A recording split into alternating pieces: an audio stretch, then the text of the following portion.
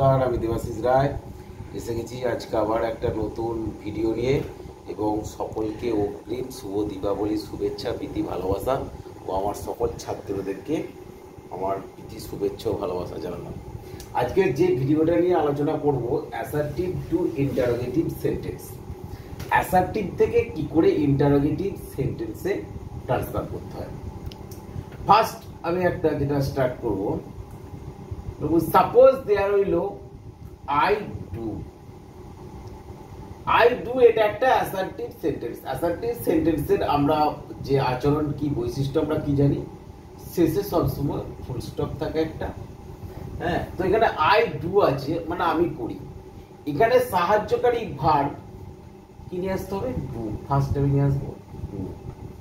Do I why do, শেষে একটা জিজ্ঞাসা চিহ্ন দিতে হবে, কারণ ইন্টারোগেটিভ সেন্টেন্স চেনার উপায় হলো শেষে আমার একটা ইন্টিগ্রেশন বা ইন্টারোগেটিভ সাইন দেওয়া থাকবে, যেটা জিজ্ঞাসা চিহ্ন।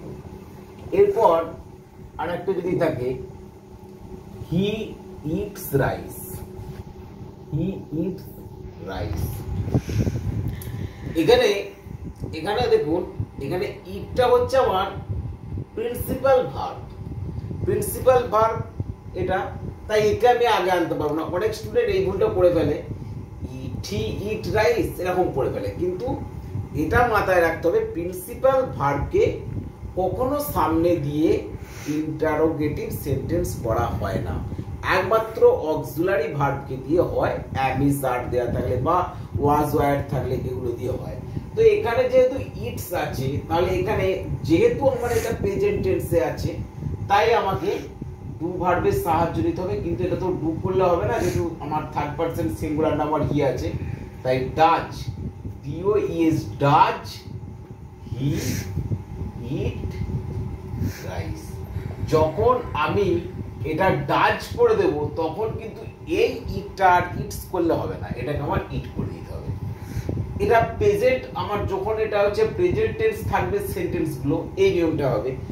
আবার যদি আমি কিছু পাস্টে দিই, আমি যদি পাস্টে দিই, এখানে আমি হি ইটস রাইস করেছিলাম, আমি যদি দিই হি এট রাইস। হি এট রাইস, সে ভাত খেয়েছিল।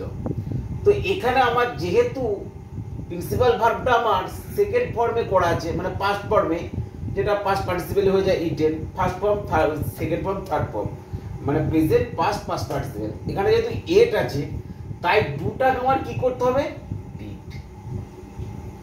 ডিড হি, তখন এটাকে আর এট রাখলে হবে না, এটাকে তখন আমার প্রেজেন্ট নিয়ে চলে যেতে হবে। ডিড হি ইট রাইস, দিয়ে শেষে একটা জিজ্ঞাসা চিহ্ন। কেন এটাকে একই সেন্টেন্সের মধ্যে আমি একবার ডিড ব্যবহার করছি, আবার এখানে আমি এট ব্যবহার করতে পারি না, গ্রামারে এই নিয়মটা হয় না। Did he eat rice. আবার আরেকটা ধরুন, মনে করে দেওয়া রইল, আই স এ টাইগার। আমি একটা বাঘ দেখেছিলাম। এক্ষেত্রেও আমার স আছে, মানে এটা পাস্ট টেন্সে আছে, তাই এটাকে আমাকে কি করতে হবে? Did I see a tiger,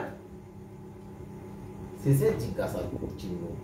সর্বদা আমার প্রিন্সিপাল ভার্ব বসবে প্রোনাউনের পর। আই আমার প্রোনাউন।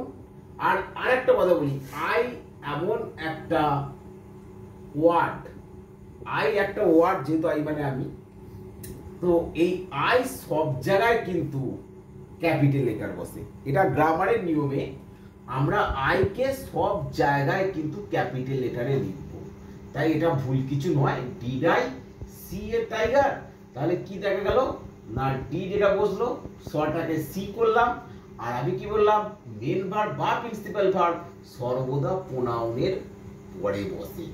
তাহলে এই ব্যাপারটা বোঝা গেল। এরপর আরেকটা ধরুন দেয়া রইল, এবার যদি সাহায্যকারী ভার্ব দেয়া থাকে, এগুলো সাহায্যকারী ভার্ব দেয়া নেই, যদি আমার সাহায্যকারী ভার্ব দেয়া থাকে, বরং এখানে দেয়া রইল he is playing football. WOTBA football. এখানে ইজটা আমার অক্সিলারি ভার্ব, একে আগে নিয়ে চলে আসবো, এটাকে যখন আমি ইন্টারোগেটিভে করব, ইজ হি প্লেইং ফুটবল, এটা আমার ইন্টারোগেটিভ হয়ে গেল। শেষে একটা আমি জিজ্ঞাসা চিহ্ন দিলাম। আবার যদি থাকে I was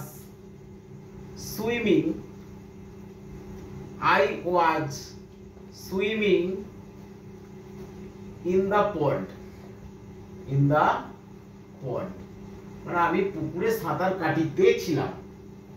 এখানে এটা পাস্ট কন্টিনিউয়াস টেন্স, এখানেও তাই ওয়াজটা আমার অক্সিলারি ভার্ব, তাই ওয়াজটাকে আগে নিয়ে আসবো। পাস্টে এটা auxiliary verb, was I swimming in the pond. এবার শেষে একটা জিজ্ঞাসা চিহ্ন দিতে হবে। এই পর্যন্তই ছিল আজ ভিডিও। এরপর নেক্সট পরবর্তী ভিডিও যদি আপনারা আরও পেতে চান, আমার এই চ্যানেলটি একটি লাইক সাবস্ক্রাইব করে আমার পাশে থাকবেন, এবং সবার প্রথমে আপনি ভিডিও যদি পেতে চান তাহলে আমার বেল আইকনটিকে